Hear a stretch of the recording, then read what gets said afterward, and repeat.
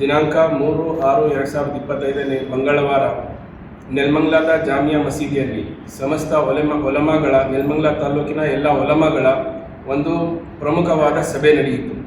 ಜಮಿಯತುಲ್ ಉಲಮಾ ನೆಲಮಂಗಲ ಇದರ ಪ್ರಯುಕ್ತ ಒಂದು ಮುಖ್ಯವಾದ ಸಭೆ ನಡೆಯಿತು. ಅದರಲ್ಲಿ ಪ್ರಮುಖವಾಗಿ ದಿನಾಂಕ 7/6/2025 ಶನಿವಾರ ಬಕ್ರೀದ್ ಹಬ್ಬದ ಆಚರಣೆಯ ಪ್ರಯುಕ್ತ ಮುಖ್ಯವಾದ ಒಂದು ಗೈಡ್ಲೈನ್ಸ್ಗಳು ನಾವು ಬಿಡುಗಡೆ ಮಾಡ್ತಾ ಇದ್ದೀವಿ ನಮ್ಮ ಒಲಮಾಗಳ ಕಡೆಯಿಂದ.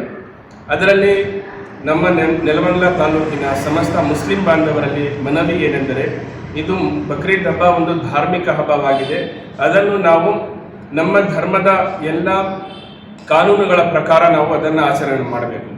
ಇಸ್ಲಾಂ ಧರ್ಮ ಒಂದು ಸ್ವಚ್ಛತೆಯ ಮಾಹಿತಿಯನ್ನು ಜನರಲ್ಲಿ ನೀಡುತ್ತೆ. ಅದರಲ್ಲಿ ಯಾವುದೇ ರೀತಿಯ ತೊಂದರೆ ನಮ್ಮ ನಾಡಿನ ಜನಗಳಲ್ಲಿ, ನಮ್ಮ ಅಕ್ಕಪಕ್ಕದವರಲ್ಲಿ ಯಾವುದೇ ರೀತಿಯ ತೊಂದರೆ ಆಗದಂತೆ ನಾವು ನೋಡಿಕೊಳ್ಳಬೇಕು.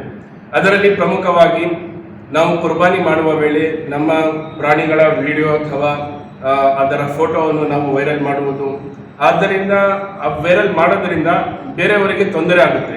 ನಮ್ಮ ಇಸ್ಲಾಂ ಧರ್ಮ ನಮಗೆ ಇದರದ ಒಂದು ಇದು ನೀಡಲ್ಲ. ನಾವು ಯಾವುದೇ ರೀತಿಯ ತೊಂದರೆ ಯಾರಿಗೂ ಆಗದಂಗೆ ನೋಡ್ಕೋಬೇಕು.